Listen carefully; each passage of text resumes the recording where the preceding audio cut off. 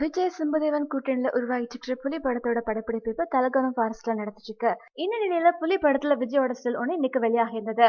So இப்ப இந்த still தான் இணையதளங்கள்ல வைரலா பரவிக்கிட்டு இருக்கு. இந்த நிலையில இந்த படத்துல காமெடி கதாபாத்திரத்தில் நடிச்சிட்டு இருக்கிற வித்யுலேகா ராமன் என்ன சொல்லிருக்காங்கன்னா, சோ இந்த ஸ்டில் வெளியானதுனால நாங்க எல்லாருமே பயங்கரமா டிஸ்பாயிண்ட் ஆயிட்டோம். அது மட்டும் இல்லாம இரிட்டேட்டிங்கா இருக்குது.